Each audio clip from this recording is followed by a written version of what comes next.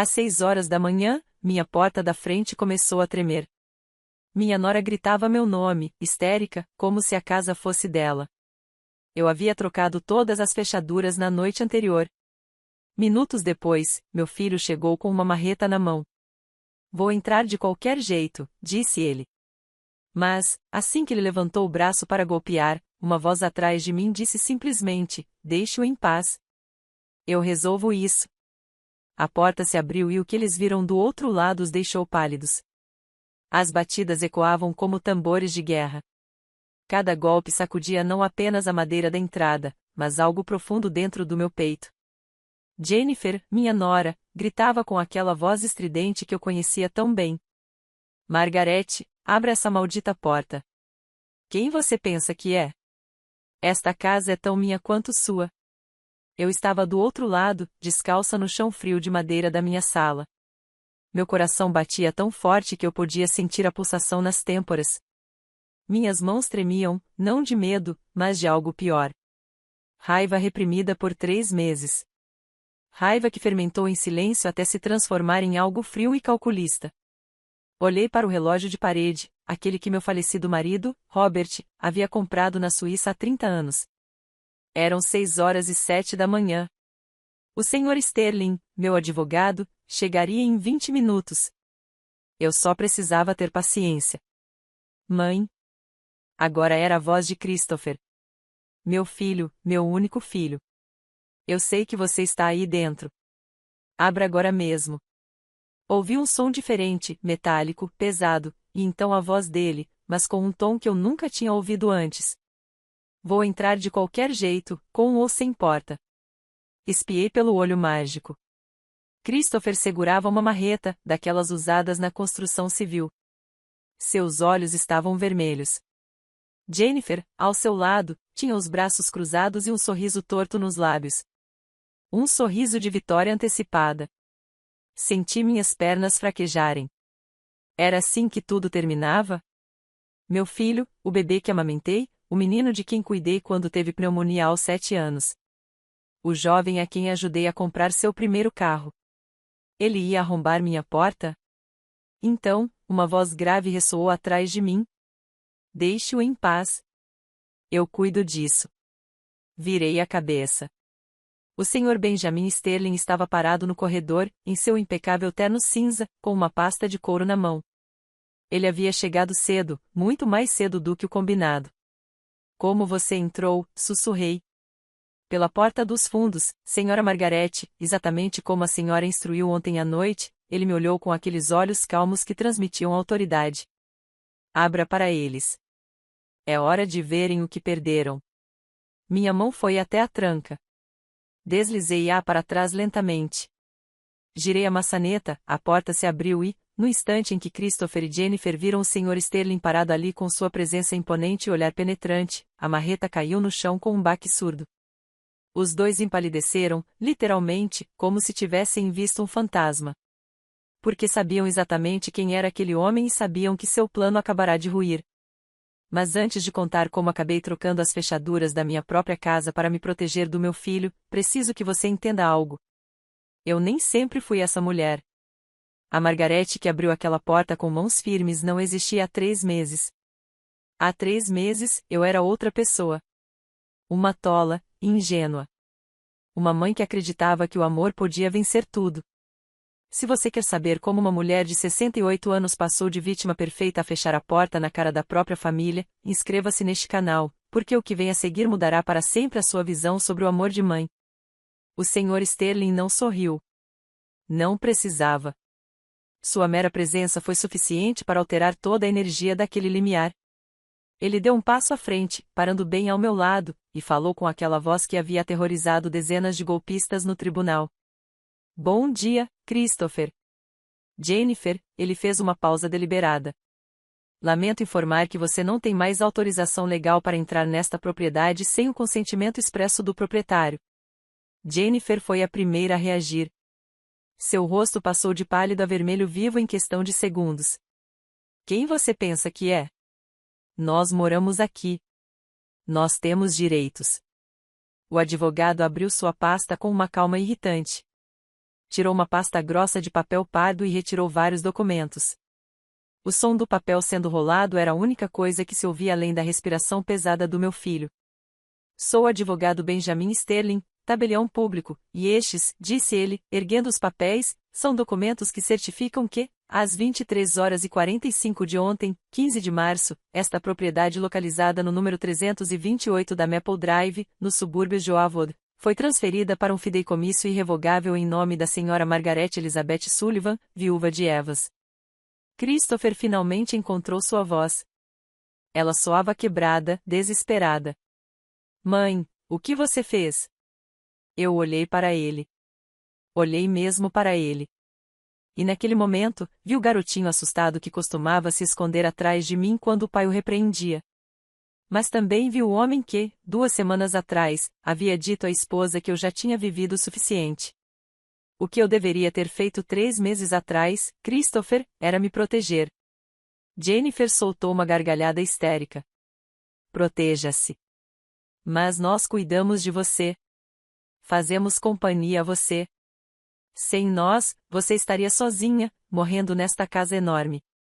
O Sr. Sterling a interrompeu sem elevar a voz. Senhora, sugiro que tenha cuidado com o que diz. Tudo o que disser neste momento poderá ser usado contra você caso a senhora Margaret decida entrar com um processo judicial. Legalmente? Christopher deu um passo à frente. Mas eu investi nesta casa. Paguei pelo conserto do telhado. Investi no novo sistema de ar-condicionado. Esta casa é tão minha quanto dela. Ali estava. A mentira que ele vinha alimentando há 3 meses. A mentira que ele repetiu para mim tantas vezes que eu quase acreditei. O advogado sorriu pela primeira vez. Foi um sorriso discreto, quase imperceptível, mas estava lá. Ah, é mesmo? Interessante. Porque, de acordo com os extratos bancários que a senhora Margaret me forneceu, o telhado foi consertado em agosto do ano passado com $12.000 que ela sacou de sua conta poupança pessoal. O novo aquecedor e o aparelho de ar-condicionado foram instalados em outubro, também pagos por ela, totalizando $8.000. Gostaria que eu continuasse? Christopher abriu a boca, fechou-a, abriu-a de novo. Parecia um peixe fora d'água. Jennifer mudou de tática. Levou as mãos ao peito e lágrimas começaram a rolar por suas bochechas. Lágrimas que ela havia aperfeiçoado ao longo desses 3 meses. Sogra Margaret, eu não entendo. Somos família. Como você pôde fazer isso conosco depois de tudo que compartilhamos? Algo se quebrou dentro de mim, mas não foi meu coração. Foi o último elo de culpa que me prendia a essa farsa. Família? Minha voz saiu mais forte do que eu esperava. Você falou comigo sobre família, Jennifer. A mesma família que vendeu a porcelana fina do meu falecido marido por $1.000. A mesma família que me enganou e me roubou $15.000, mentindo sobre uma doença para pagar uma rinoplastia. Seu rosto se desfez. As lágrimas continuavam a cair, mas agora eram lágrimas de pânico. Eu estava doente. Os médicos do Centro de Cirurgia Plástica e o CID, certo? O advogado retirou outro documento. Tenho o recibo aqui. Rinoplastia e reconstrução estética. $15.000 pagos em 18 de janeiro, 3 dias depois de você ter recebido o dinheiro da senhora Margaret. Christopher se virou para a esposa com uma expressão que eu nunca tinha visto nele. Confusão, raiva, medo. Será verdade? Jennifer deu um passo para trás. Você sabia disso, Christopher? Não me faça passar vergonha. Eu sabia. A voz do meu filho subiu 3 oitavas. Eu sabia que você roubou da minha mãe. Ali estava a rachadura. O primeiro pescador em sua aliança perfeita. O advogado aproveitou a oportunidade. Você tem 48 horas para desocupar completamente esta propriedade. Pode levar seus pertences pessoais, roupas e eletrônicos que você possa comprovar serem seus, e nada mais. Qualquer item pertencente à senhora Margaret que for removido sem autorização será considerado furto, e tomaremos as medidas legais cabíveis. Vocês não podem nos expulsar, gritou Jennifer. Temos filhos, Noah e Emma. Onde vamos morar? Pela primeira vez na conversa, o advogado pareceu genuinamente irritado. Talvez você devesse ter pensado nisso antes de planejar colocar a avó dessas crianças em uma instituição estatal barata para que você pudesse vender a casa dela e comprar um apartamento no centro da cidade. O silêncio que se seguiu foi tão denso que podia ser cortado com uma faca. Christopher olhou para mim. Seus olhos estavam vidrados. Como você sabe disso? Meti a mão no bolso do meu roupão e tirei um pequeno gravador digital, aquele que minha vizinha Patrícia tinha me ensinado a usar. Coloquei-o na palma da minha mão e apertei o botão de reprodução. A voz de Jennifer saiu clara, nítida, inconfundível. Está quase tudo pronto, querido. Só mais alguns meses e a gente convence ela a transferir a casa para você. Ela é idosa, solitária. Ela precisa da gente. Depois, a gente pode colocá-la naquele asilo barato e vender a propriedade. Vale fácil $800.000. Dá para comprar o apartamento na cidade que a gente quer. E então a voz de Christopher. Você tem razão. Minha mãe já viveu o suficiente. Nós merecemos esta casa. Parei a gravação. Christopher caiu de joelhos no degrau da frente. Literalmente, suas pernas não o sustentavam mais. Mãe, eu não queria dizer. Sim, você queria. Eu disse com uma calma que surpreendeu até a mim mesma. Você disse isso. Você pensou nisso e você ia fazer isso. Jennifer recuperou a compostura com uma rapidez impressionante. Apontou o dedo para Christopher. Foi ideia dele. Eu apenas concordei com o plano dele. Ele me convenceu de tudo. E ali mesmo, diante dos meus olhos, eu os vi se destruírem mutuamente. Christopher se levantou de um salto e ficou cara a cara com ela. O quê? Foi você quem disse que minha mãe era um fardo. Foi você quem queria o apartamento de luxo. O advogado fechou a pasta com um estalo seco. Senhores, seus problemas conjugais não são da minha conta. O que me interessa é informar que vocês têm até quarta-feira, 17 de março, às 18 horas, para desocupar este imóvel. Caso não o façam voluntariamente, daremos início ao processo de despejo. Tenham um bom dia. Ele se virou e entrou em casa. Eu o segui e, antes de fechar a porta, olhei uma última vez para Christopher. Meu filho, meu único filho, chorava silenciosamente no degrau da casa onde o criei, e eu não senti nada. Bem, não, isso é mentira. Senti alívio. Fechei a porta e tranquei a fechadura. O Sr. Sterling olhou para mim do corredor. A senhora está bem, senhora Margarete? Assenti lentamente com a cabeça. Depois, sentei-me na poltrona da sala de estar, aquela onde Robert costumava ler poesia para mim nas tardes de domingo, e, pela primeira vez em 3 meses, respirei fundo. Mas você deve estar se perguntando, como chegamos a esse ponto? Como uma mãe chega ao ponto de gravar o próprio filho e planejar seu despejo? Para entender isso, preciso voltar 3 meses no tempo, ao dia em que abri a porta da minha casa e deixei entrar não apenas meu filho e sua família, mas também a minha própria destruição. Era uma terça-feira, 12 de dezembro. Lembro-me porque naquele dia fui cedo à feira para comprar poinsettias frescas para as festas de fim de ano. O relógio tinha acabado de marcar 11 horas da manhã quando meu telefone tocou. Mãe? A voz de Christopher soava estranha, monótona. Filho, o que aconteceu? Você está bem? Preciso falar com você. Posso ir aí? É urgente. Meu coração disparou. Quando uma criança diz que algo é urgente, uma mãe imagina o pior. Acidentes, doenças, morte. Claro, meu bem. Venha quando quiser. Quer que eu prepare o almoço? Não, mãe. Só preciso falar com você.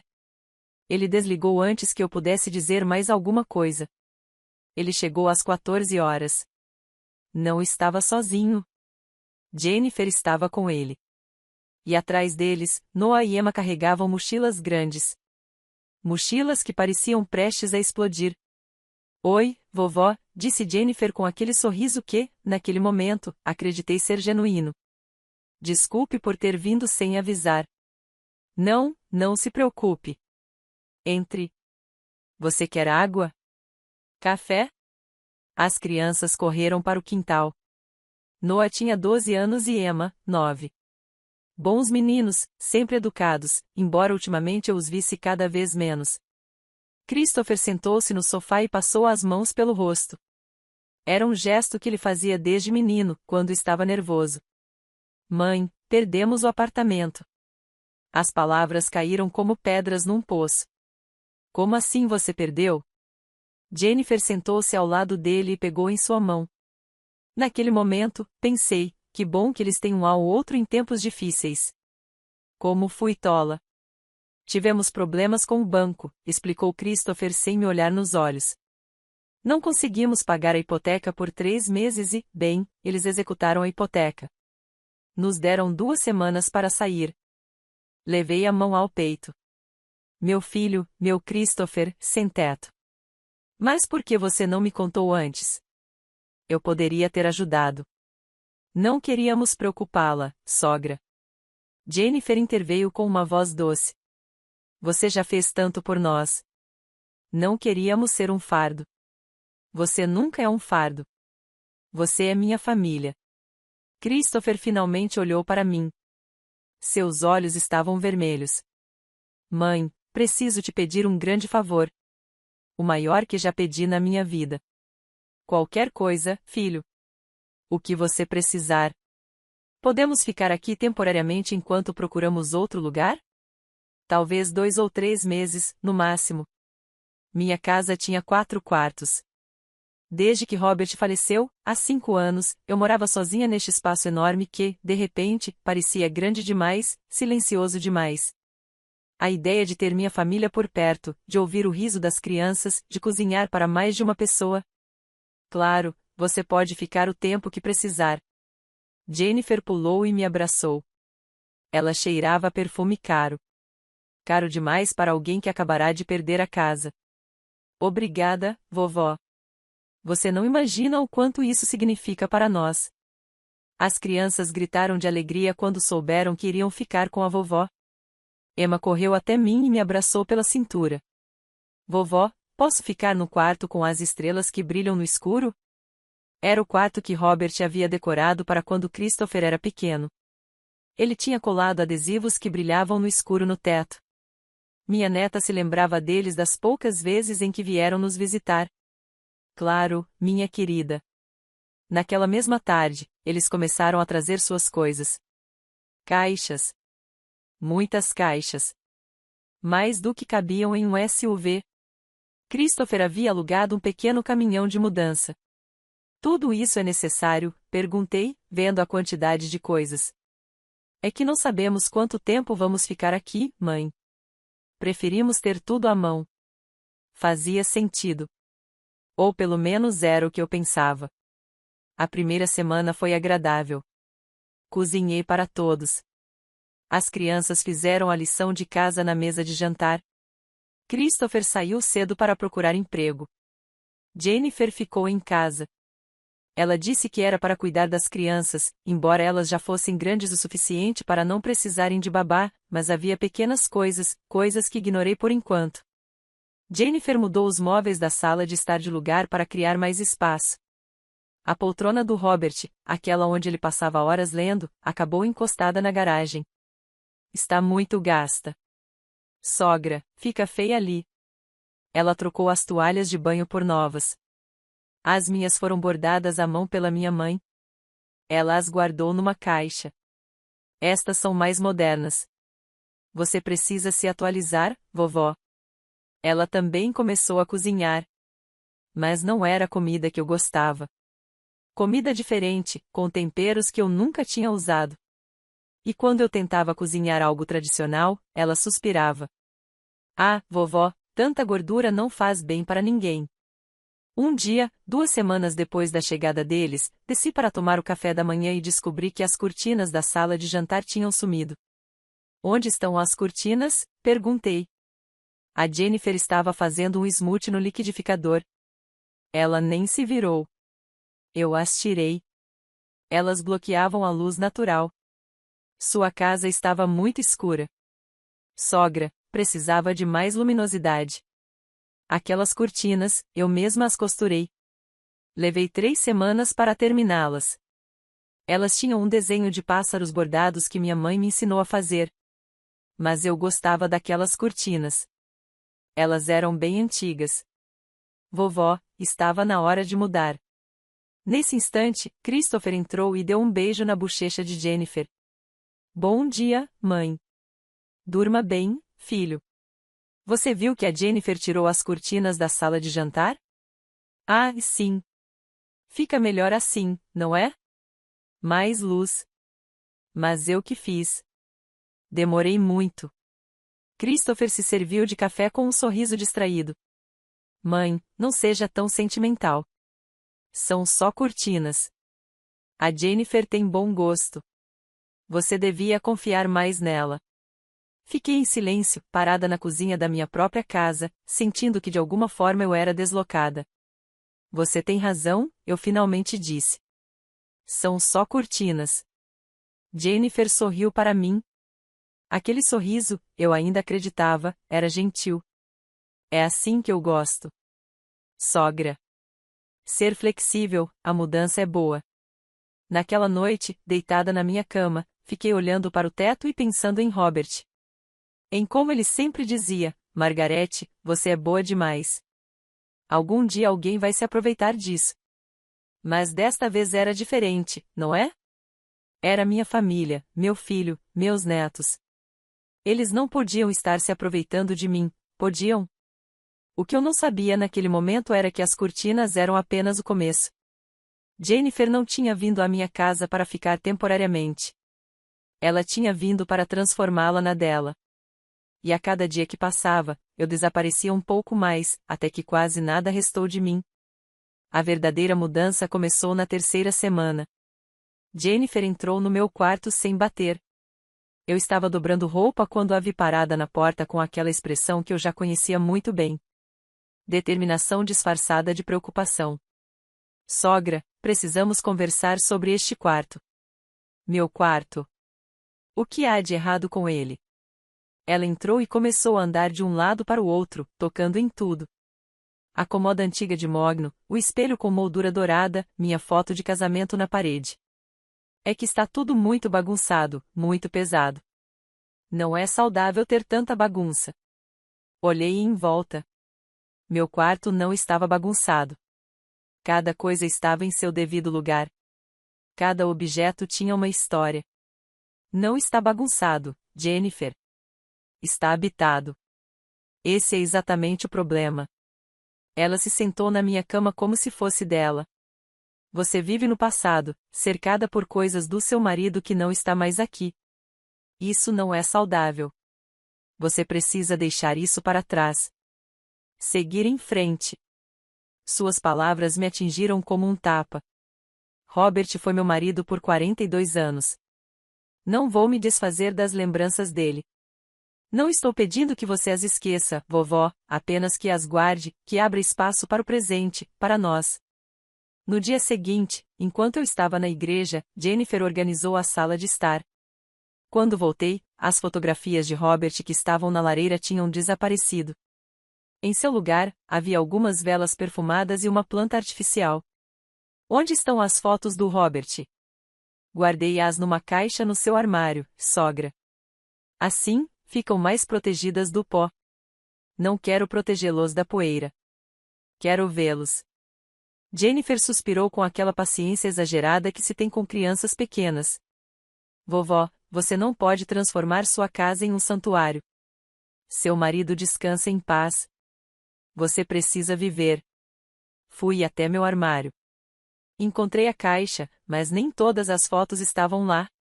Minha favorita havia sumido. Robert e eu no Havaí, em nossa lua de mel. Ele me carregava nos braços enquanto as ondas banhavam nossos pés. Jennifer, sumiu uma foto. Qual? Aquela na moldura prateada. Ah, essa mesma. Caiu e o vidro quebrou. Joguei fora. Você jogou fora? A moldura já estava enferrujada mesmo. Sogra, não prestava.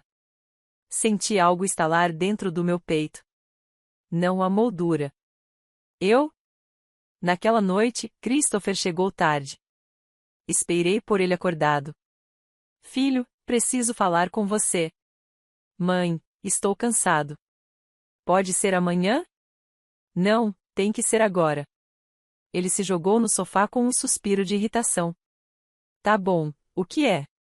Jennifer está jogando fora as coisas do seu pai. Ela mudou a casa inteira.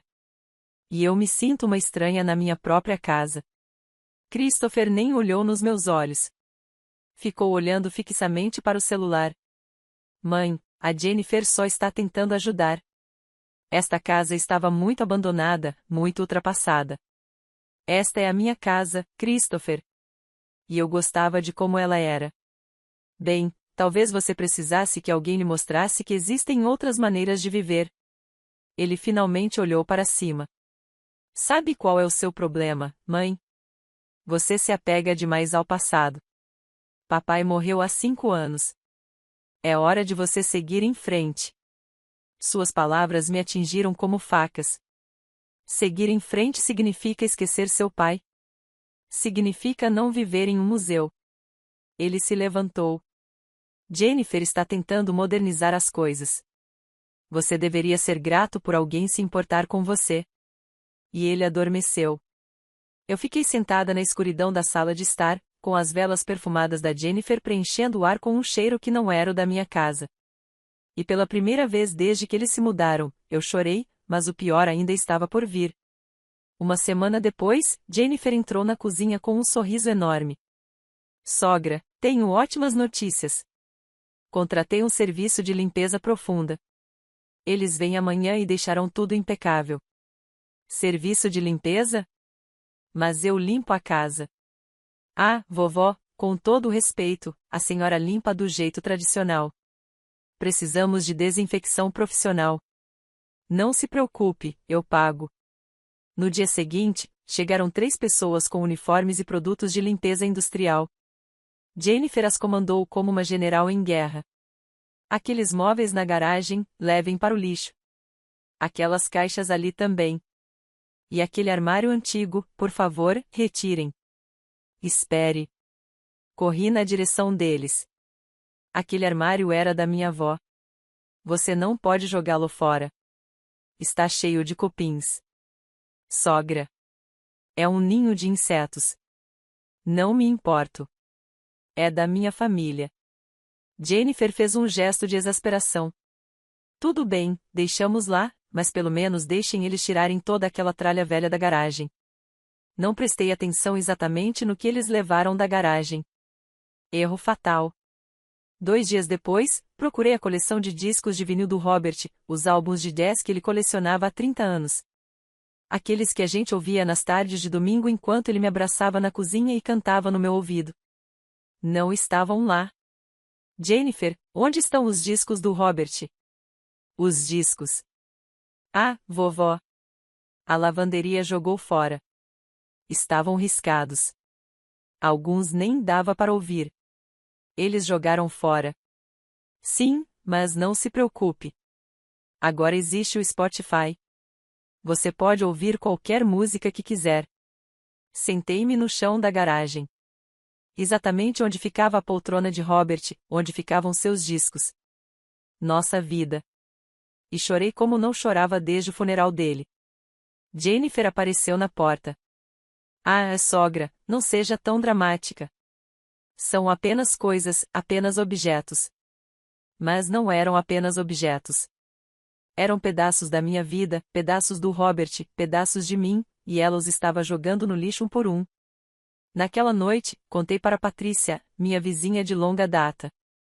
Ela tinha 72 anos e era viúva como eu. Estávamos sentadas em seu jardim tomando chá de ervas. Margarete, aquela mulher está apagando você, disse ela com sua franqueza característica. Ela está apagando sua história para escrever a dela. Mas ela é minha nora, esposa do meu filho, e isso a torna mais perigosa porque carrega um rótulo familiar. E você, por respeito ao seu filho, tolera o que não toleraria de um estranho. As palavras dela ficaram girando na minha cabeça a noite toda. No dia seguinte, Jennifer pintou a sala de estar sem avisar, sem pedir permissão. Quando cheguei da loja, as paredes que tinham sido pintadas de pêssego por 20 anos agora estavam cinza escuras. Gostou? Perguntou ela com orgulho. É a cor da moda. Fica muito elegante. Escolhi esse tom de pêssego com o Robert. Passamos um fim de semana inteiro pintando juntos. Bem, agora está cinza. O pêssego saiu de moda. Sogra, você precisa se modernizar. Christopher chegou e aplaudiu. Nossa, está incrível, querida. Muito moderno. Sua mãe não está nada feliz, disse Jennifer com voz de vítima. Christopher olhou para mim com decepção. Mãe, sério? A Jennifer está se esforçando para melhorar a casa, e você só reclama. Eu não pedi para que fosse melhorado. Eu gostava de como era. Bem, ninguém mais gostava. Era deprimente. Aquela palavra, deprimente, como se minha vida com Robert tivesse sido deprimente. Fui para o meu quarto sem jantar. E naquela noite, deitada no escuro, percebi algo terrível. Eu não reconhecia mais a minha própria casa. As paredes, os móveis, os cheiros, tudo era diferente. Tudo era da Jennifer, e eu estava me tornando inquilino da minha própria casa. Mas se eles pensavam que perder minhas memórias era a pior coisa que Jennifer me fez, estavam enganados, porque o que veio a seguir não foi apenas roubar objetos, foi roubar algo muito mais valioso. E quando descobri, entendi que minha nora não era apenas manipuladora. Ela era uma ladra. E meu filho, meu próprio filho, sabia disso. Era uma tarde de quinta-feira, 18 de janeiro. Lembro-me da data exata porque seria o aniversário de Robert. Eu sempre colocava flores frescas perto da foto dele nesse dia, mas a foto não estava mais na sala de estar. Estava guardada em uma caixa no meu armário. Desci até a cozinha para fazer um chá. Precisava de algo para me acalmar. Tinha dormido mal nos últimos dias. Pesadelos em que minha casa ficava cada vez menor e eu não conseguia encontrar a saída. Jennifer estava na sala de jantar com o laptop aberto. Ela estava falando ao telefone com alguém. Sim, eu ainda o tenho. É porcelana fina vintage autêntica. Tem detalhes em ouro 24 quilates. Uma pausa. Não, não foi roubado. É da minha família. Outra pausa. $800 é muito pouco. Vale pelo menos 2.000. Aproximei-me. Na tela do laptop dela, havia fotos da minha porcelana, o conjunto que Robert me deu de presente no nosso 30º aniversário de casamento. Ele o havia comprado em uma viagem de negócios, para a qual economizou durante meses. Cada prato tinha flores de cerejeira pintadas à mão. Cada xícara tinha borda dourada. O conjunto completo. 12 tigelas de sopa, 12 pratos de jantar, 12 xícaras com seus pires. Nunca o usamos. Era valioso demais. Eu o guardava no armário da sala de jantar apenas para admirá-lo. Jennifer. Minha voz saiu trêmula. O que você está fazendo? Ela ergueu o olhar com um sorriso calmo. Calmo demais. Ah, vovó. Estou vendendo a porcelana. Você está vendendo minha porcelana? Bem, tecnicamente ela está na sua casa, mas ninguém a usa. Está apenas juntando poeira, e precisamos do dinheiro com urgência. Senti o chão tremer sob meus pés. Robert me deu essa porcelana. Não está à venda. Vovó, seja razoável. São só pratos e estamos numa situação muito difícil. Christopher não conseguiu emprego. As crianças precisam de material escolar novo. O aluguel do depósito onde guardamos nossas coisas vence na semana que vem e não temos dinheiro para pagar. E por isso, você vai vender as minhas coisas. Elas não são só suas coisas, sogra. Somos família. O que é seu é nosso. É assim que as famílias funcionam. Minhas mãos tremiam. Meu coração batia tão forte que eu sentia a pulsação nos meus ouvidos. Cancele essa venda agora. Jennifer fechou o laptop com um suspiro dramático. Sabe qual é o seu problema, vovó? Você é egoísta. Nós a acolhemos. Nós cuidamos de você. Fazemos companhia para que você não fique sozinha nesta casa enorme. E você não é capaz de nos ajudar quando mais precisamos. O que você vai fazer com esses pratos? Vai ficar olhando para eles até morrer? As palavras dela me atingiram como socos. Não é egoísmo. É a minha história. É o que Robert me deixou. Robert está morto. Sogra. Os mortos não precisam de louça. Os vivos precisam de dinheiro para comer. Nesse instante, Christopher entrou. Ele trouxe uma sacola de doces. O que houve? Estou ouvindo gritos lá fora. Sua mãe não quer que a gente venda a porcelana, disse Jennifer com voz de criança repreendida. Ela prefere que os netos passem fome a se desfazer de alguns pratos velhos. Christopher olhou para mim com aquela expressão que me partiu o coração. Decepção, exaustão e irritação. Mãe, sério que você vai fazer um drama por causa de os pratos? Não são apenas pratos. São o presente de aniversário que seu pai me deu, e tenho certeza de que papai preferiria que seus netos comessem em vez de ter pratos guardados que ninguém usa. Ele se aproximou de Jennifer e colocou a mão em seu ombro. Venda a porcelana, querida. Minha mãe vai entender. Eu não vou entender. Você não tem direito a nada. Jennifer se levantou com lágrimas nos olhos. Lágrimas perfeitas que escorriam pelo meio de suas bochechas sem borrar a maquiagem. Sabe de uma coisa, vovó? Você tem razão. Não temos direito a nada. Somos apenas um fardo para você, Christopher. Você ouviu sua mãe. Não somos bem-vindos aqui.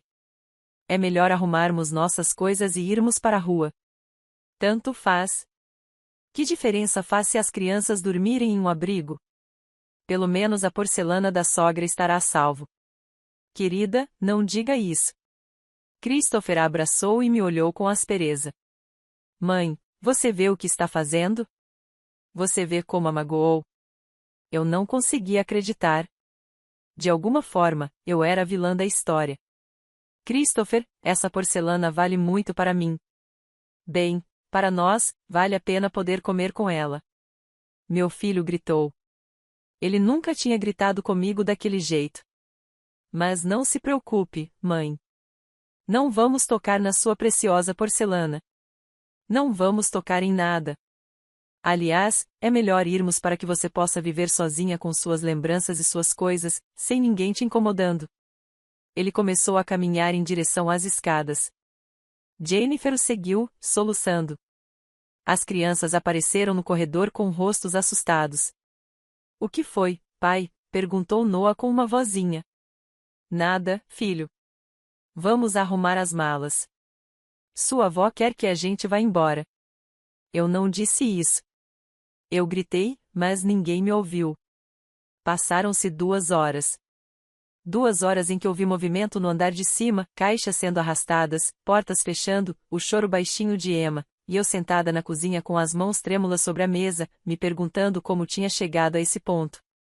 Finalmente, Christopher desceu sozinho. Jennifer está lá em cima arrumando as malas. As crianças estão confusas e assustadas. Espero que você esteja orgulhoso de si mesmo, Christopher. Eu só pedi que você não vendesse a porcelana do seu pai. E o que você queria que fizéssemos, mãe? Pedir esmola na rua. Parar de comer. Ele sentou-se à minha frente com os olhos vidrados. Pensei que você fosse diferente. Pensei que você fosse entender. Mas você é igual a todas aquelas velhas egoístas que só pensam nas suas coisas e não na família. Essas palavras. Velhas egoístas. Meu próprio filho. Tudo bem. Sussurrei. Venda a porcelana. O quê? Deixe ela vender. Se é isso que você precisa, deixe ela vender. Christopher piscou, surpreso.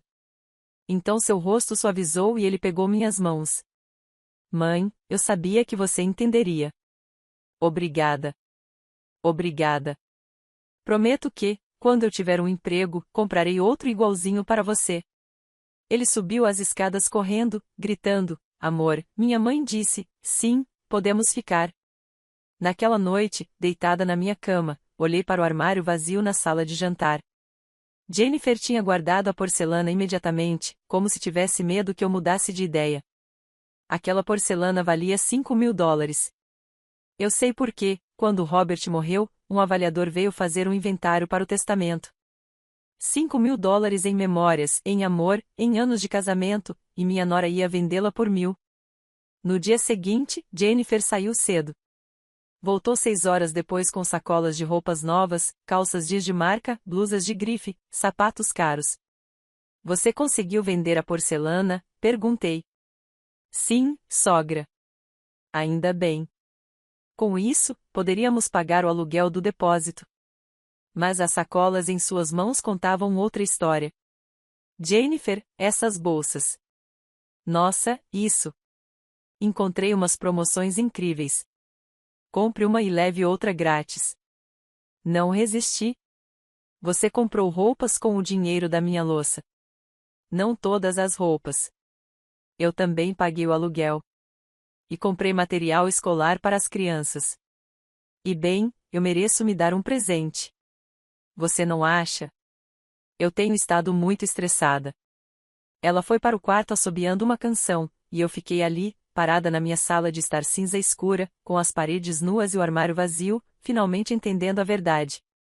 Eles não tinham vindo para ficar temporariamente, tinham vindo para ficar com tudo. Mas se eles pensavam que roubar minhas memórias e pertences seria suficiente para me destruir, estavam enganados. Porque Jennifer tinha um plano muito mais elaborado. Um plano que envolvia mentiras, hospitais falsos e $15.000 que eu lhe daria voluntariamente. Porque quando uma cobra identifica sua presa, ela não para até devorá-la por completo. 2 semanas após o incidente na China, Jennifer começou a agir de forma estranha, mais estranha do que o normal. Ela acordava tarde. Andava pela casa com a mão na testa, suspirando profundamente. Deixava a comida pela metade, dizendo que não tinha apetite. E toda vez que alguém lhe perguntava o que havia de errado, ela respondia dramaticamente: nada, nada. Vou ficar bem. Mas dizia isso de um jeito que gritava: pergunte-me mais. Por favor, pergunte-me. Foi Emma quem finalmente caiu na armadilha. Mamãe, você está doente? Jennifer levou a mão ao peito e seus olhos se encheram de lágrimas. Não quero te preocupar, meu amor. Só estou com alguns sintomas estranhos, mas não é nada sério, com certeza. Christopher levantou-se da mesa, alarmado. Que tipo de sintomas? Tontura, náusea e, bem, tenho sangrado um pouco. Ela baixou a voz como se fosse um segredo terrível. De lugares que eu não deveria, meu coração deu um salto. Apesar de tudo, eu não desejava mal a ninguém, muito menos uma doença grave. Jennifer, você precisa ir ao médico, eu disse imediatamente. Não posso, vovó. Perdemos nossos empregos e não temos mais plano de saúde, e uma consulta particular com um especialista custa uma fortuna. Não importa o preço. Sua saúde é mais importante. Jennifer olhou para mim com aqueles olhos grandes e brilhantes, como se eu fosse sua salvadora. Sério, sogra? A senhora nos ajudaria com isso? Claro. Amanhã, marcamos uma consulta. Naquela noite, ouvi Christopher e Jennifer conversando no quarto deles. As vozes vinham pela fresta da porta. Eu te disse que ia funcionar, sussurrou Jennifer. Sua mãe é muito sentimental. Você só precisa assustá-la um pouquinho. Não consegui ouvir a resposta de Christopher. Mas também não queria acreditar nela. Certamente eu havia entendido errado. No dia seguinte, Jennifer me mostrou o nome de uma clínica, Street Looks Specialized Medical Center. Parecia prestigiosa, cara. O Dr. Melgar é o melhor oncologista da cidade, disse ela com a voz trêmula. Mas as consultas dele custam $300. Tudo bem. Eu pago. Eu a acompanhei à consulta. Mas quando chegamos, ela me pediu para esperar do lado de fora. Sogra, é que são estudos muito íntimos. Fico constrangida com a sua presença. A senhora se importaria de esperar no saguão? Claro que não, filha. Vá em frente. Esperei 2 horas. 2 horas olhando revistas antigas em uma sala de espera impecável, com piso de mármore e plantas ornamentais caras. Quando ela saiu, seus olhos estavam vermelhos de tanto chorar. O que o médico disse? Perguntei, levantando-me de um pulo. Preciso de exames. Muitos exames. Ressonância magnética, tomografia computadorizada, exames de sangue específicos. Sua voz embargou. E uma biópsia. Meu Deus, eles ainda não sabem. É por isso que precisam fazer os exames. Mas a médica disse, quanto mais rápido fizermos, melhor. Ela pegou minhas mãos. Vovó, eu sei que é muito pedir. Eu sei que já abusamos da sua generosidade, mas estou com medo. Muito medo. Quanto custam os exames? $15.000. Ela disse o valor como se fosse uma sentença de morte. É muito dinheiro. Muito mesmo. Não temos como pagar. Talvez eu possa esperar alguns meses até o Christopher arrumar um emprego. Se for algo sério, não podemos esperar. Vamos ao banco agora mesmo. Jennifer me abraçou tão forte que quase não consegui respirar. Obrigada, sogra. Obrigada. Você não imagina o que isso significa para mim, para os meus filhos. Fomos ao banco naquela mesma tarde. Vendi algumas ações que guardava há anos, reservadas para uma emergência, ações que valiam mais de $15.000. Mas vendi-as rapidamente, sem pensar, porque uma vida humana vale mais do que qualquer investimento. Entreguei o dinheiro a Jennifer em um cheque administrativo. Deus te abençoe, filha, e que tudo dê certo. Ela chorou em meus braços. Lágrimas que, naquele momento, acreditei serem genuínas. Durante as 2 semanas seguintes, Jennifer saía cedo para fazer os exames. Voltava cansada, pálida e com histórias de agulhas, máquinas e médicos preocupados. Você já tem os resultados? Eu perguntava todos os dias. Ainda não, vovó. São exames muito complexos. Leva tempo. As crianças estavam com medo. Noah me perguntou uma noite, vovó, minha mãe vai morrer? Não, minha querida. Sua mãe vai ficar bem. Os médicos vão curá-la. Mas por dentro, eu também estava com medo. E então chegou aquela terça-feira, 5 de fevereiro. Fui ao shopping comprar meias de inverno. Encontrei Patrícia, minha vizinha, saindo da Macy's. Oi, Margarete. Vi sua nora outro dia no Acrobro Center. Ela estava muito bonita, muito elegante. Quando você a viu? Sexta-feira passada. Ela estava saindo de uma clínica. Uma daquelas chiques. Cirurgia plástica.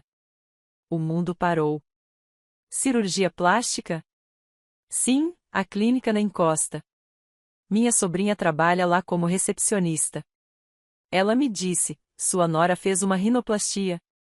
Ficou muito bonita.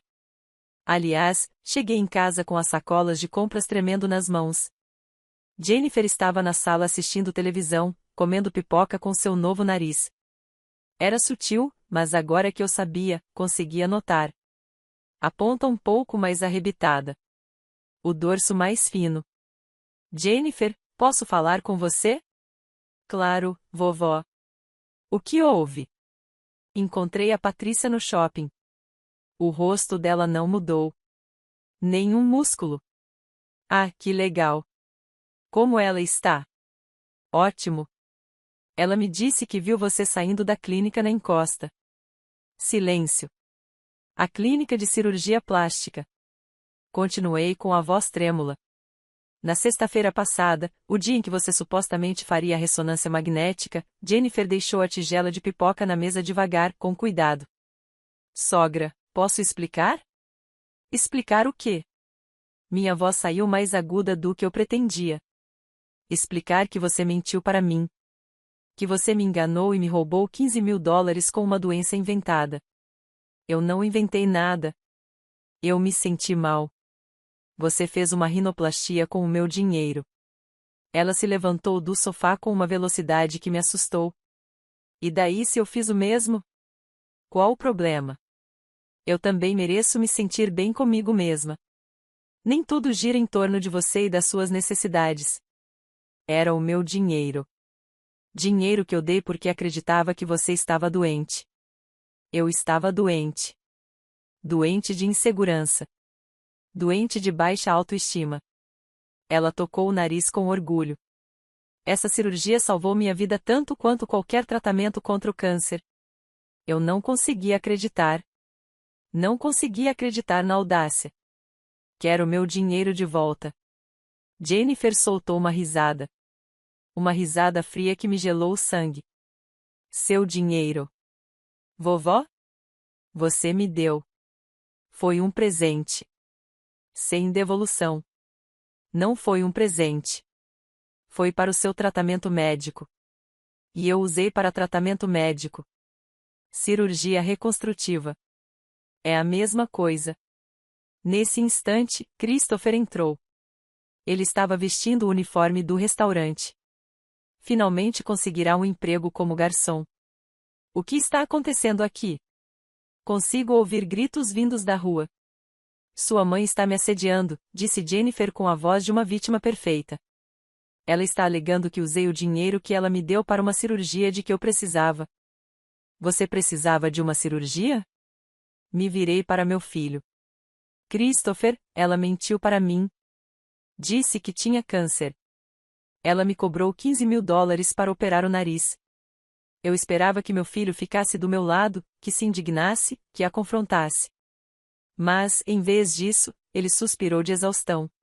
Mãe, nós já sabíamos que a Jennifer ia operar o nariz. O chão sumiu debaixo dos meus pés. O quê? Isso a incomodou muito. Ela queria consertar isso há anos. Eu disse para ela aproveitar, já que você ofereceu o dinheiro. Eu não ofereci dinheiro para uma cirurgia plástica. Ofereci dinheiro porque acreditava que ela estava doente. Christopher se aproximou e falou comigo como se eu fosse uma criança pequena. Mãe, realmente importa para que o dinheiro foi usado? No fim das contas, você ajudou sua nora a se sentir melhor consigo mesma. Você deveria se orgulhar. Orgulhoso? Você mentiu para mim. Não mentimos para você. Simplesmente não lhe contamos todos os detalhes. Ele deu de ombros. Além disso, o que você ia fazer com esses $15.000? Guarde-os até morrer. Pelo menos agora serviram para alguma coisa. Jennifer cruzou os braços com um sorriso satisfeito. Se eu fosse você, não faria tanto escândalo, sogra, a menos que queira que a gente vá embora. Porque se continuarmos discutindo assim, vai ser impossível vivermos sob o mesmo teto. Era uma ameaça, disfarçada de preocupação, mas ainda assim uma ameaça, e o pior é que funcionou, porque a ideia de ficar sozinha de novo, de voltar ao silêncio desta casa vazia, me aterrorizava mais do que perder dinheiro. Está bem, sussurrei. Esquece. É assim que eu gosto, mãe. Christopher deu um tapinha no meu ombro. Amanhã, tudo vai ficar melhor. Você vai ver. Não consegui dormir naquela noite. Fiquei acordada, encarando o teto, sentindo como cada pedaço de mim se desfazia. Minha porcelana, minhas memórias, meu dinheiro, minha dignidade, o que restava, e, mais importante, até onde iriam antes que eu desaparecesse completamente. Mas o que eu não sabia era que Jennifer e Christopher não se contentariam com $15.000, nem com meus pertences, nem com minha casa reformada ao gosto deles. Não, eles queriam tudo. E eu estava prestes a descobrir exatamente até onde eles estavam dispostos a ir para conseguir. Porque uma noite, desci para pegar um copo d'água e ouvi uma conversa que mudaria minha vida para sempre. Eram 2h37 da manhã do dia 22 de fevereiro. Eu sei porque olhei para o relógio antes de me levantar. Minha garganta estava seca. Aquele tipo de secura que te acorda e não te deixa voltar a dormir até você beber água. Vesti meu roupão e desci as escadas devagar.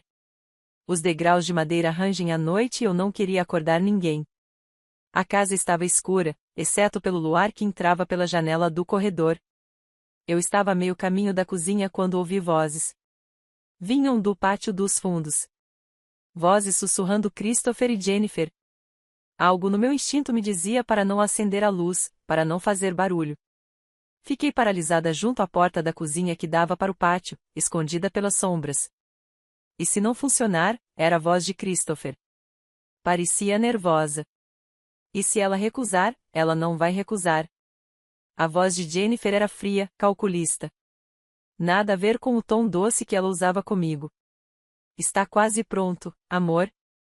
Só precisamos de mais alguns meses. Mais alguns meses de quê? De amolecê-la, de fazê-la sentir que precisa de nós, que está velha, que não consegue mais fazer tudo sozinha.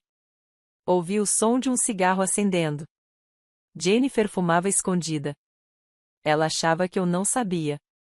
Em cerca de 3 meses, Max, ela continuou. Nós a convencemos a transferir a casa para você, para a segurança dela. Entendeu? Dizemos a ela que, se algo acontecer, se ela cair, se ficar doente, vai ser um enorme problema legal. Que é melhor deixar tudo em ordem. Meu coração começou a bater tão forte que temi que eles pudessem ouvir. E se ela suspeitar? Perguntou Christopher. Ela não vai suspeitar. Ela está sozinha. Ela só tem a nós. E além disso, Jennifer deu uma risadinha. Já mostramos a ela quem manda aqui. Jogamos as coisas dela fora, mudamos a casa dela, pegamos dinheiro dela, e ela não fez nada. Absolutamente nada. Ela é fraca, Christopher. E os fracos sempre perdem. Senti minhas pernas tremerem. Apoiei-me na parede para não cair. E depois?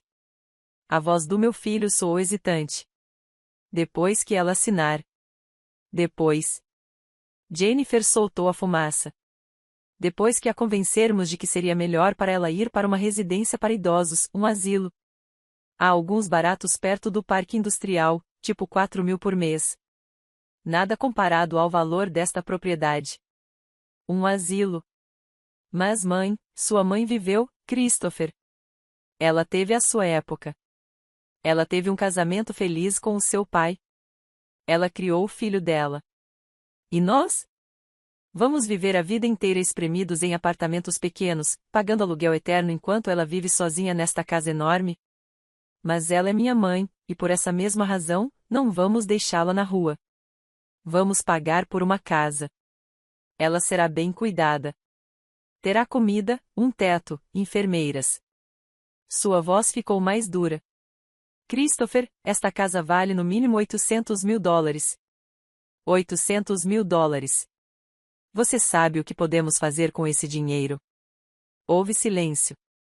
Um silêncio longo e pesado. Podemos comprar o apartamento no centro que vimos, disse Christopher finalmente. Sua voz não soava mais hesitante.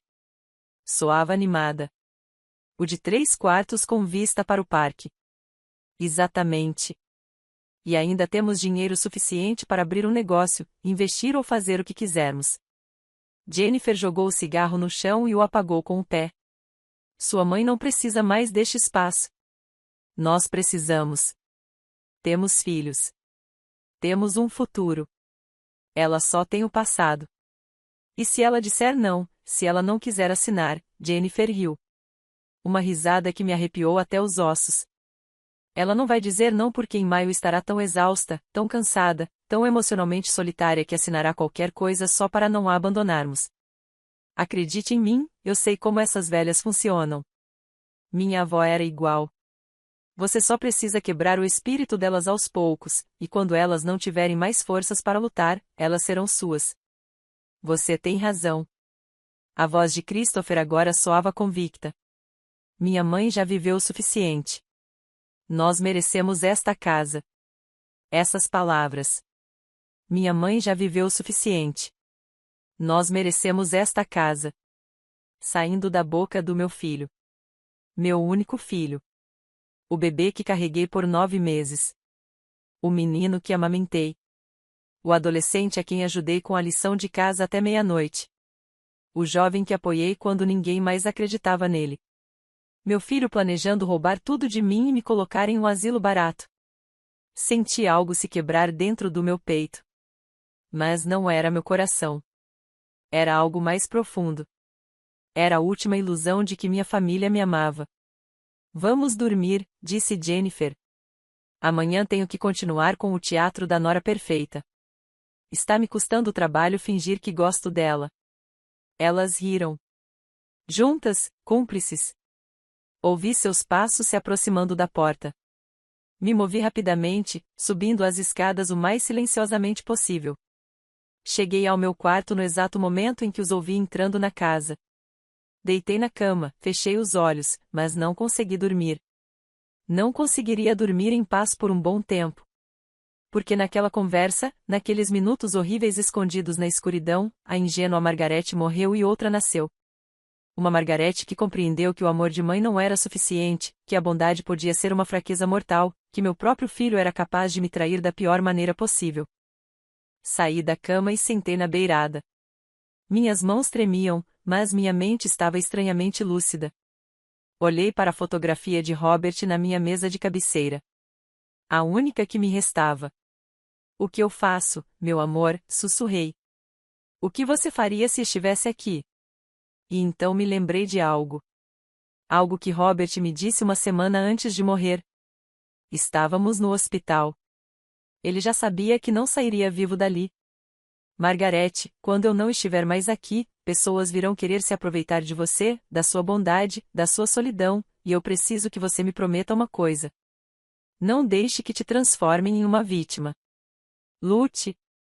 Mesmo que seja o seu próprio sangue que te ataque, lute. Naquele momento, eu não entendi por que ele me disse aquilo. Pensei que fosse o efeito da morfina, mas agora eu entendi. Robert sabia. Ele conhecia nosso filho melhor do que eu queria admitir. Levantei-me e fui até meu closet. No fundo, atrás das caixas onde Jennifer guardava minhas coisas, havia um pequeno cofre. Abri-o com a combinação que só eu sabia. Lá dentro estavam os documentos da casa, as escrituras, o testamento, tudo. E também havia um cartão de visitas, do advogado Benjamin Sterling, tabelião, melhor amigo de Robert, o advogado que nos ajudou com todos os nossos assuntos jurídicos por 30 anos. Peguei o cartão e o segurei entre os dedos. Eram 3h15 da manhã, mas isso não importava, porque naquele momento eu tomei uma decisão. Eu não seria uma vítima. Eu não ia acabar no asilo barato enquanto meu filho e a esposa dele aproveitavam a minha casa. Eu não ia deixar que eles me apagassem da minha existência. Eu ia lutar, mas não ia lutar gritando. Não ia lutar chorando. Não ia fazer cenas dramáticas. Ia lutar em silêncio. Ia planejar. Ia esperar. E quando o momento perfeito chegasse, ia fechar a porta na cara deles. Literal e figurativamente, deitei-me novamente.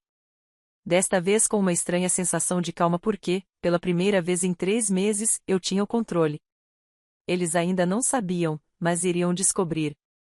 Porque enquanto Jennifer e Christopher dormiam tranquilamente naquela noite, certos de seu plano perfeito, eu estava acordada no escuro, me transformando, a mulher frágil que eles conheciam estava morrendo. E em seu lugar, alguém novo nascia. Alguém que lhes mostraria que subestimar uma mulher de 68 anos fora o pior erro de suas vidas. Na manhã seguinte, desci para tomar o café da manhã como sempre. Vesti meu roupão florido. Preparei um café. Fiz torradas. Jennifer entrou na cozinha bocejando, vestindo o pijama de seda que havia comprado com o meu dinheiro. Bom dia, sogra. Dormiu bem? Olhei para ela. Olhei mesmo para ela e, pela primeira vez, vi o que ela era. Uma predadora. Uma mulher que havia estudado cada um dos meus movimentos, cada uma das minhas fraquezas, e as transformado em armas. Mas ela não sabia que eu também podia aprender. Muito bem, filha. E você? Como um tronco. Ela serviu o café. Ei, sogra. Estava pensando, o que você acha de começarmos a ver opções de residências para idosos? Não para ir agora, claro, apenas para termos opções caso um dia você precise delas. Ali estava, começando a plantar a semente. Há 2 dias, eu teria entrado em pânico. Teria perguntado por quê. Teria chorado. Mas a Margarete de ontem morreu na escuridão das 2h37 da manhã. Sabe de uma coisa, Jennifer? Você tem razão. Na minha idade, a gente nunca sabe. Seria bom estar preparada. O rosto dela se iluminou com surpresa e satisfação. Sério? Que bom que você lida com isso com maturidade, sogra. A maioria das pessoas da sua idade resiste a esses assuntos. Bem, eu não sou como a maioria das pessoas. Dei um sorriso. Um sorriso discreto. É preciso ser prático. Quando Jennifer subiu para tomar banho, peguei meu celular e disquei o número do cartão. Escritório de Advocacia de Benjamin Sterling.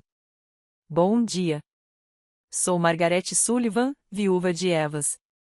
Preciso agendar uma consulta urgente com o Sr. Sterling, mas que seja em seu consultório, e não em minha casa. E, por favor, que seja hoje, se possível. Um momento, senhora. Pausa. O Sr. Sterling pode recebê-la às 16h. Perfeito. Estarei lá.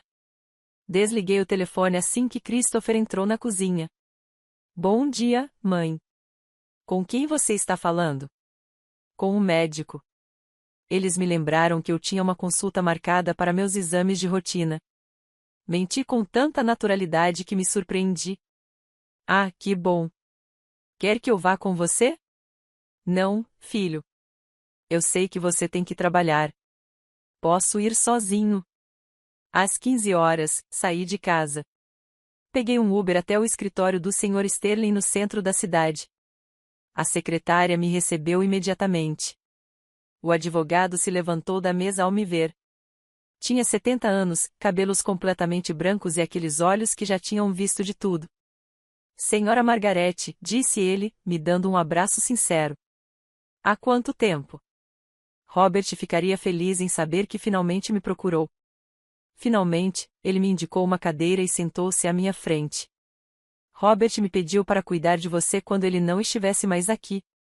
Ele me fez prometer que, se você precisasse de ajuda jurídica, eu estaria lá para você. 5 anos se passaram e esta é a primeira vez que você me liga. Ele fez uma pausa. Então me diga o que está acontecendo.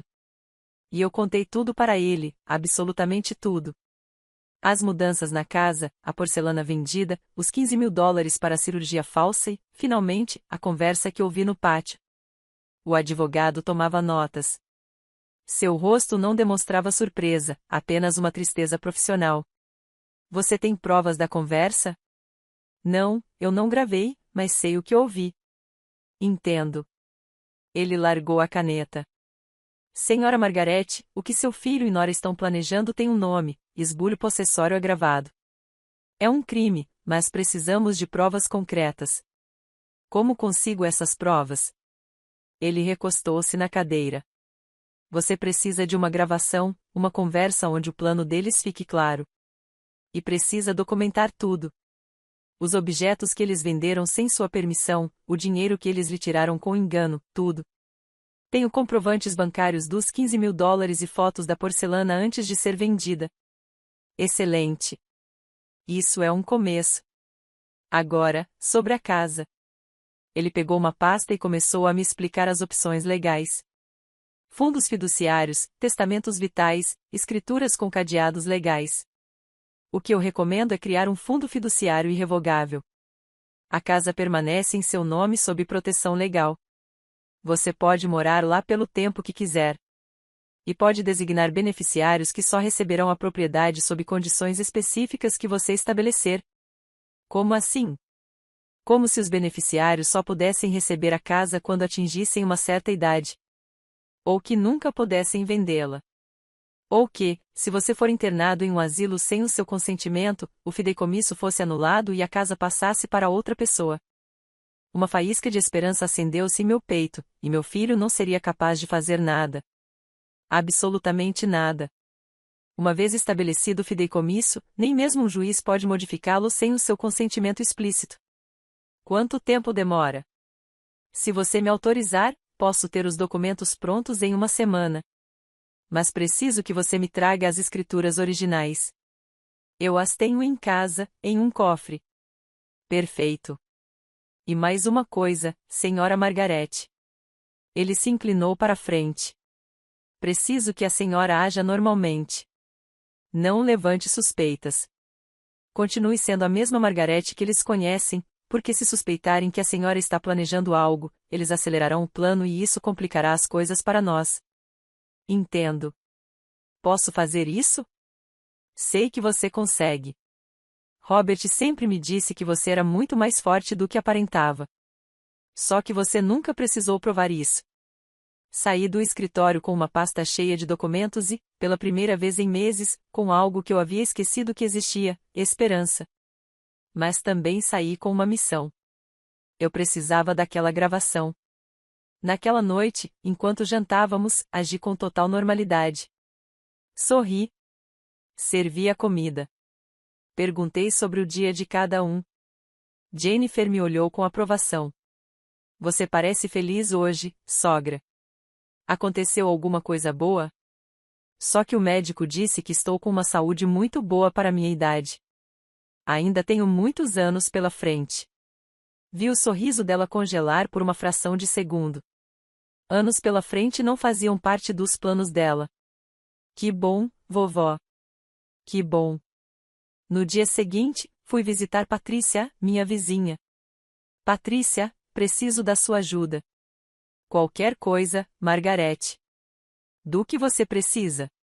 Preciso aprender a usar um gravador. Um daqueles pequenos que dá para esconder. Patrícia não fez perguntas. Ela me conhecia há 30 anos. Sabia que, se eu pedisse algo assim, era por um bom motivo. Meu neto me deu um no ano passado porque tenho medo de esquecer as coisas. Nunca usei. É seu. Ela me ensinou a usar. Era do tamanho de um pendrive. Podia ser escondido em qualquer lugar e gravava com uma nitidez impressionante. Obrigado, amigo. Você está com problemas? Eu estava. Agora estou em busca de soluções. Durante a semana seguinte, fui mais 3 vezes ao escritório do advogado. Levei as escrituras. Assinei os documentos. Constitui o fideicomisso. E todas as noites, deixava o gravador ligado em diferentes lugares da casa. Na sala de estar, na sala de jantar, no pátio, gravei conversas de Christopher e Jennifer sobre como acelerar o processo, sobre pressionar mais a velha senhora, sobre por quanto tempo mais eles iriam tolerar morar lá. E finalmente, certa noite, gravei uma gravação incrível. Eles estavam no quarto deles. Pensaram que eu já estava dormindo. O gravador estava escondido atrás de uma planta no corredor, bem na porta deles, disse Jennifer com uma voz clara e audível. Está quase tudo pronto, meu bem. Daqui a alguns meses, vamos convencê-la a transferir a casa para você. Ela é idosa e solitária. Ela precisa de nós. Depois, podemos colocá-la naquele asilo barato e vender esta propriedade. Vale facilmente $800.000. Isso é suficiente para o apartamento na cidade que queremos. E Christopher respondeu, você tem razão. Minha mãe já viveu o suficiente.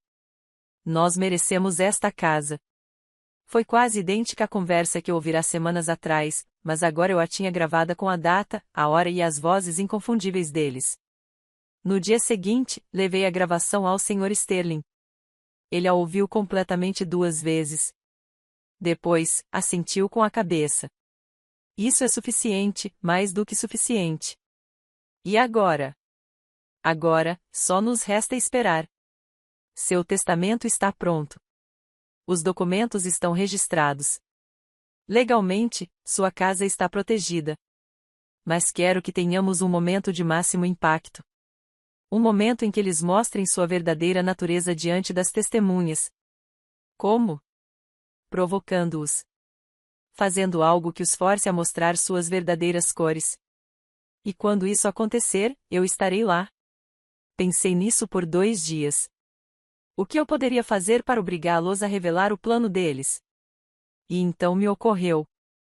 No dia 14 de março, durante o jantar, eu disse casualmente, Christopher, Jennifer, estive pensando, vocês têm razão. Na minha idade, manter esta casa dá muito trabalho. Talvez eu devesse considerar me mudar para uma residência para idosos, e vocês poderiam ficar com a propriedade. Os olhos de Jennifer brilharam como árvores de Natal. Sério, sogra? Está falando sério? Completamente. Na verdade, vi algumas residências muito bonitas. Tem uma em Lake Forest que parece encantadora. Christopher pegou minha mão. Mãe, essa é uma decisão muito madura da sua parte. Estou orgulhoso de você. Só preciso que me ajude com os papéis. Precisamos transferir a escritura da casa. O Sr. Sterling pode nos ajudar. Você acha que devemos ligar para ele? Sim. Jennifer quase gritou de tanta empolgação. Ligue para ele amanhã. Na verdade, eu já falei com ele. Ele pode vir na segunda-feira, dia 15 de março, às 10 horas da manhã. Perfeito, disse Christopher. Estaremos aqui. Naquela noite, ouvi as comemorações deles do meu quarto. Champanhe, risadas, planos, e eu, na minha cama, sorria no escuro porque eles achavam que tinham vencido. Eles não sabiam que o verdadeiro jogo estava apenas começando. Eles não sabiam que o jogo de verdade estava apenas começando. Pensavam que tinham vencido. Não sabiam que eu havia trocado as fechaduras no domingo à noite e que o Sr. Sterling não viria para transferir a casa para eles. Ele viria para mostrar que eles tinham mexido com a pessoa errada. Domingo, 14 de março, à noite, depois que todos foram dormir, fiz algo que nunca imaginei que faria. Liguei para um chaveiro de emergência. Você pode vir agora? Perguntei em voz baixa do meu quarto. Senhora, são 11 da noite. Vai custar o triplo. Eu pago o triplo, mas tem que ser agora, e tem que ser em silêncio. Ele chegou às 11h30. Um homem de uns 40 anos com sua caixa de ferramentas. Expliquei a situação em sussurros. Preciso que você troque todas as fechaduras da casa. A porta da frente, a porta dos fundos, a garagem, todas elas. Sua família não tem chaves? Exatamente por isso que estou trocando-as. Ele me olhou com aqueles olhos que já tinham visto de tudo e assentiu. Entendo, senhora. Não é a primeira vez que sou chamado para algo assim. Ele trabalhou por 2 horas. O barulho das ferramentas era mínimo, mas cada ruído me dava um nó na garganta.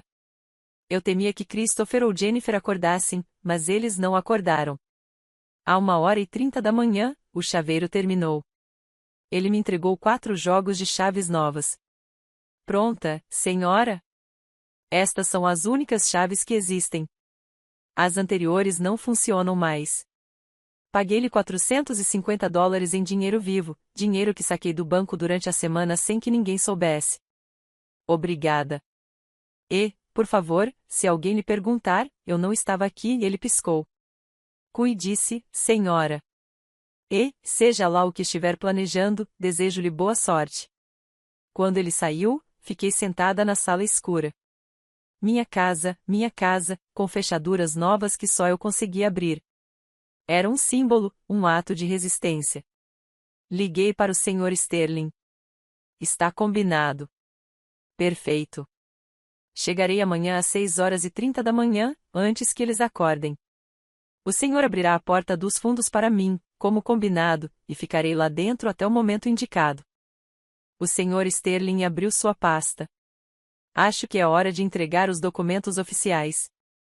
Ele retirou uma pasta grossa e a entregou a Christopher, que a pegou com as mãos trêmulas. O que é isto? Leia. Não tenha pressa. Christopher abriu a pasta. Jennifer inclinou-se para ler por cima do ombro dele e eu vi o exato momento em que eles entenderam. O momento em que o plano perfeito deles desmoronou. Mas o conteúdo daqueles documentos não era apenas um golpe legal. Era o fim de um jogo que eles nunca deveriam ter começado. E o que eu estava prestes a lhes dizer mudaria suas vidas para sempre. Christopher leu a primeira página, depois a segunda. Seus olhos se moviam cada vez mais rápido, tomados por um pânico crescente. Jennifer arrancou os papéis de suas mãos. Isso não pode ser. Isso não pode ser real. É completamente real, disse o Sr. Sterling com a calma profissional que aperfeiçoou em 40 anos de carreira. Certificado por um tabelião registrado no cartório do condado em 10 de março deste ano. Completamente legal e irrevogável. Irrevogável? Jennifer ergueu os olhos. O que significa irrevogável? Significa que não pode ser alterado, respondi. Significa que esta casa não está mais livremente em meu nome. Ela está protegida por um fundo fiduciário que eu controlo e você não pode mexer nela.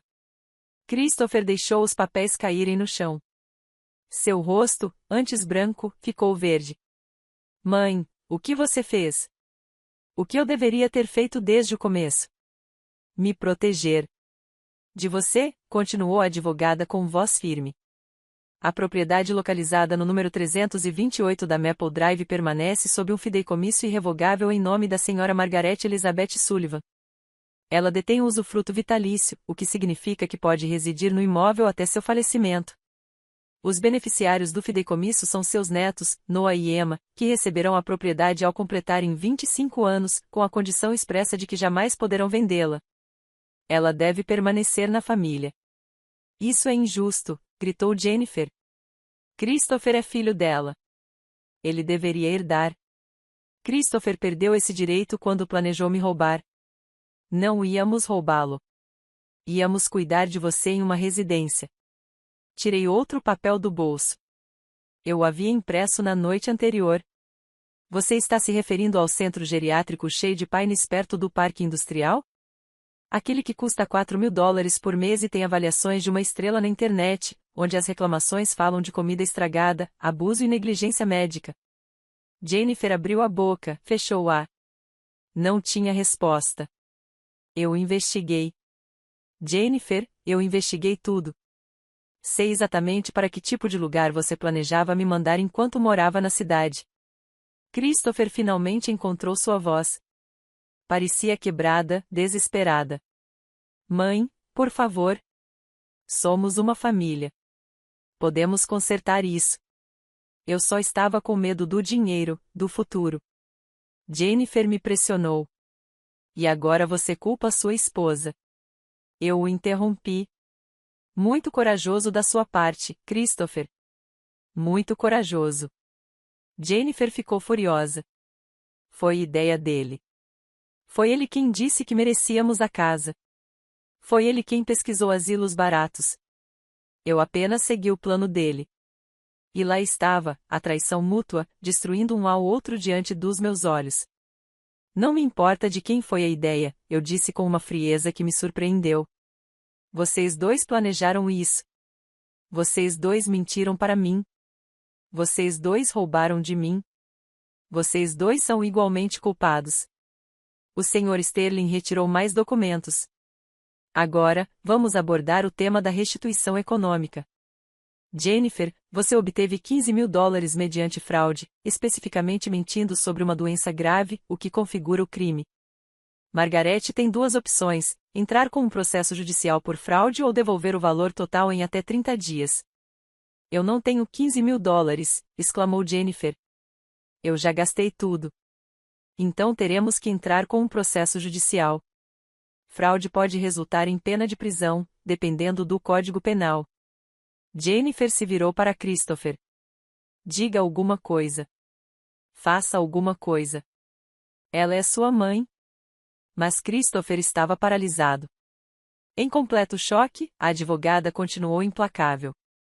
Além disso, há a questão da venda não autorizada de propriedade privada. O conjunto de porcelana fina tinha um valor estimado em $5.000. Foi vendido sem o consentimento do proprietário. Isso é roubo.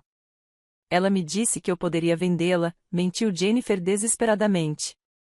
Eu tenho testemunhas que dizem o contrário, e tenho fotografias da porcelana com as datas originais que comprovam que ela pertenceu à Sra. Margaret por 15 anos. Jennifer começou a andar de um lado para o outro como um animal enjaulado. Isto é um pesadelo. Um maldito pesadelo. Não, eu disse com voz firme. Isto é justiça. O Sr. Sterling fechou a pasta com um clique definitivo. Sra. Margaret, deseja prosseguir com as exigências legais ou prefere dar-lhes a opção de restituição voluntária? Olhei para Christopher, meu filho, meu único filho, o menino que carreguei nos braços, o adolescente que consolei quando seu primeiro amor o deixou, o homem que apoiei em todas as suas decisões. E vi o que ele realmente era: um covarde, um manipulador, um ladrão. Quero que eles vão embora. Mãe, Christopher se levantou. Por favor, não faça isso. Você tem 48 horas para sair desta casa. Pode levar suas roupas, seus eletrônicos, seus objetos pessoais, nada mais. Todo o resto fica aqui. E onde vamos morar? Perguntou Jennifer com voz histérica. Temos filhos. Você devia ter pensado nisso antes de planejar me destruir. Senti as lágrimas se acumulando, mas não as deixei cair. Você tem família, amigos, um carro, empregos. Você vai encontrar alguma coisa. Assim como encontrou um jeito de mentir para mim por 3 meses. Vovó, por favor, não me chame assim. Você não é mais minha nora. E então apontei para Christopher. Ele não é mais meu filho. Christopher caiu de joelhos. Literalmente, ele se ajoelhou na minha frente com as mãos juntas. Mãe, me perdoe. Por favor. Foi um erro. Um erro terrível. Eu estava desesperado. Jennifer me pressionou e eu não pensei. Não calculei as consequências, mas eu te amo. Você é minha mãe. Sempre será. Se você me amasse, Christopher, não teria planejado me jogar no asilo como se eu fosse lixo. Se você me amasse, teria defendido a memória do seu pai em vez de deixar que ela jogasse fora tudo que construímos juntos. Eu posso mudar. Nós podemos mudar. Me dê uma chance. Eu te dei uma chance. Eu te dei 3 meses de chances. Cada vez que você jogou algo meu fora, cada vez que você mentiu, cada vez que você me fez sentir culpada por existir. Essas foram chances, e você desperdiçou todas elas. Recorri ao advogado. Sobre os $15.000, dei-lhes 30 dias para devolverem. Caso contrário, prosseguirei com as medidas legais. Jennifer soltou um grito de frustração e correu em direção às escadas. Christopher permaneceu ajoelhado, chorando como uma criança. Mãe, por favor, levante-se, Christopher. Você não é uma criança. Você é um homem de 43 anos. Já passou da hora de agir como tal. Ele se levantou lentamente. Seus olhos estavam vermelhos e inchados. E as crianças, Noah e Emma, será que nunca mais as veremos? Essa pergunta me magoou. Magoou profundamente. Eu os amo, e é por isso que a casa está em um fundo fiduciário para eles. Mas não vou permitir que você os use como reféns emocionais. O Sr. Sterling tocou meu ombro delicadamente. Senhora Margarete, se precisar de um instante. Não, estou bem. Respirei fundo. Christopher, você tem até quarta-feira, 17 de março, às 18 horas, para desocupar o imóvel. Caso não o faça voluntariamente, o advogado dará início ao processo de despejo. E acredite, você não quer que cheguemos a esse ponto. Christopher assentiu fracamente. Subiu as escadas arrastando os pés. O advogado e eu ficamos na sala de estar. O silêncio era denso, pesado. Tem certeza disso, senhora Margarete? Acha que Robert ficaria orgulhoso de mim? O advogado sorriu com tristeza. Robert ficaria mais do que orgulhoso. Ele me disse uma vez, se algo me acontecer, Margarete precisará de tempo para recuperar as forças. Mas quando as encontrar, será imparável. Ele tinha razão. As lágrimas finalmente caíram. Mas não eram lágrimas de fraqueza. Eram lágrimas de libertação. Obrigada por me ajudar. É uma honra, senhora Margarete. Naquela noite, deitada na minha cama, ouvi movimento no andar de cima. Caixas, malas, choro, discussões, e senti algo que não sentia há meses. Paz. Não era uma paz alegre. Era uma paz dolorosa, triste, agridoce. Mas era paz. Porque, pela primeira vez em 3 meses, eu havia assumido o controle da minha própria vida. Olhei para a fotografia de Robert na minha mesa de cabeceira. Eu consegui. Amor. Lutei como você me pediu e juro que naquele momento senti a presença dele como um abraço invisível, como um sussurro dizendo, tenho orgulho de você, Margarete, sempre tive. No dia seguinte, Patrícia veio me visitar. Ela trouxe bolo de café e doces. Como você se sente? Como se eu tivesse sobrevivido a uma guerra. Você sobreviveu, amigo, e venceu. Não parece uma vitória. Parece uma derrota porque você ama seu filho e isso nunca vai mudar. Ela pegou minha mão. Mas às vezes amar significa deixar ir, significa impor limites. Significa dizer, eu te amo, mas não vou permitir que você me destrua. Ela estava certa. Na terça-feira, Emma desceu sozinha até a cozinha. Seus olhos estavam vermelhos de tanto chorar. Vovó, posso falar com você? Perguntou. Claro, minha querida. Sente-se. Emma sentou-se e ficou um longo tempo em silêncio. Apenas olhou para as mãos. Eu sabia, ela sussurrou finalmente. O que você sabia, meu amor?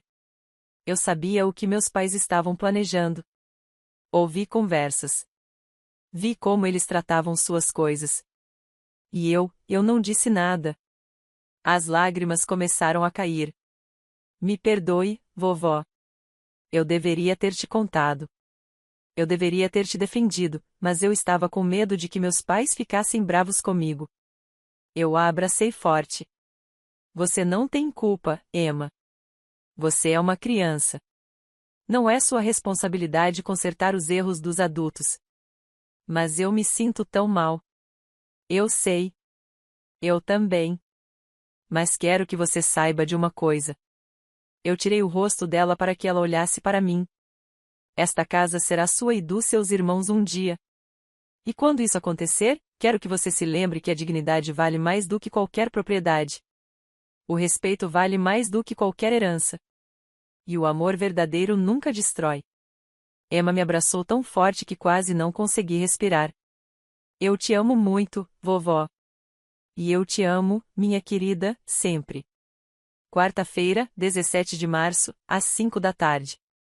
Um caminhão de mudança estacionou em frente à casa. Christopher e Jennifer carregaram seus pertences em silêncio. As crianças estavam tristes e confusas. Noah me abraçou antes de entrar no carro. Não vamos mais te ver, vovó? Claro que vocês vão me ver. Quando quiserem me visitar, é só ligar. Esta casa é tão sua quanto minha. Às 10h50, Christopher se aproximou. Ele tinha um envelope na mão. São $3.000. É tudo que consegui juntar. O resto eu pago aos poucos. Eu juro.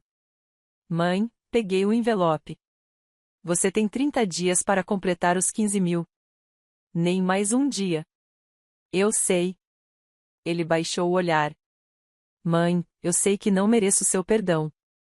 Sei que o que fizemos foi imperdoável, mas quero que saiba que me arrependo profundamente. Eu sei, Christopher. Mas se arrepender não apaga o dano. Se arrepender não traz de volta as memórias que você destruiu. Se arrepender não apaga as palavras que você disse. Eu sei, disse ele com a voz embargada. Algum dia, você conseguirá me perdoar? Olhei-o nos olhos. Meu filho, meu traidor. Não sei. Talvez com o tempo, com muito tempo. Mas por agora, preciso que você vá embora. Preciso me curar, e não consigo fazer isso com você aqui. Ele assentiu com a cabeça. Uma lágrima escorreu pela sua bochecha. Adeus, mãe. Adeus, Christopher. Ele entrou no carro. Jennifer nem olhou para mim. Ligou o motor com um guincho de pneus e eles foram embora. Fiquei parada na entrada da minha casa. Minha casa, vendo o carro desaparecer na esquina. Patrícia apareceu ao meu lado. Você está bem? Não, mas ficarei bem. Naquela noite, jantei sozinha na minha sala de jantar. Mas não foi um jantar triste. Fiz lasanha, exatamente como minha mãe me ensinou. Coloquei música, os discos da Big Band do Robert, aqueles que eu tinha baixado no meu celular porque a Jennifer tinha jogado fora os originais. Enquanto comia, olhei para minha casa. As paredes ainda estavam cinzentas, mas eu poderia pintá-las novamente. As cortinas ainda estavam faltando, mas eu poderia costurar novas. As memórias haviam sido destruídas, mas eu poderia criar outras, porque é isso que mulheres fortes fazem.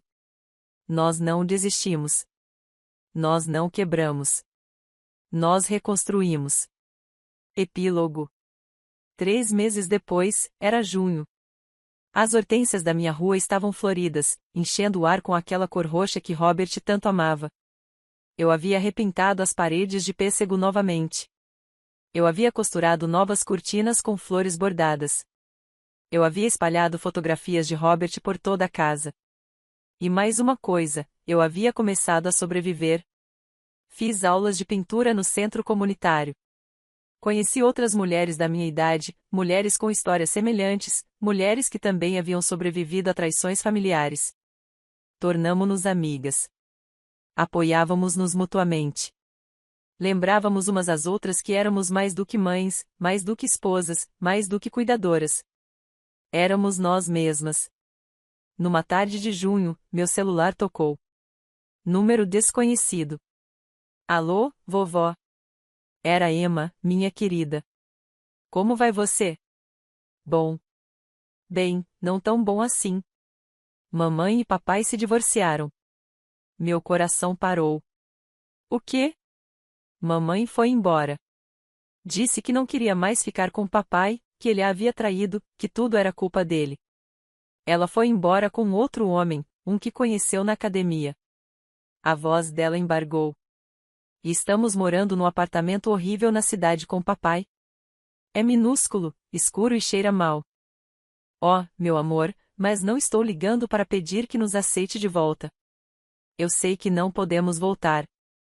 Só queria ouvir sua voz e dizer que você estava certa sobre tudo. Vovó. Mamãe nunca nos amou, não é? Ela só queria o dinheiro, a casa e o papai. Papai era muito estúpido, muito fraco. Ela chorou. Sinto muita saudade de você, vovó. Eu também sinto sua falta, minha querida. Todos os dias. Posso te visitar?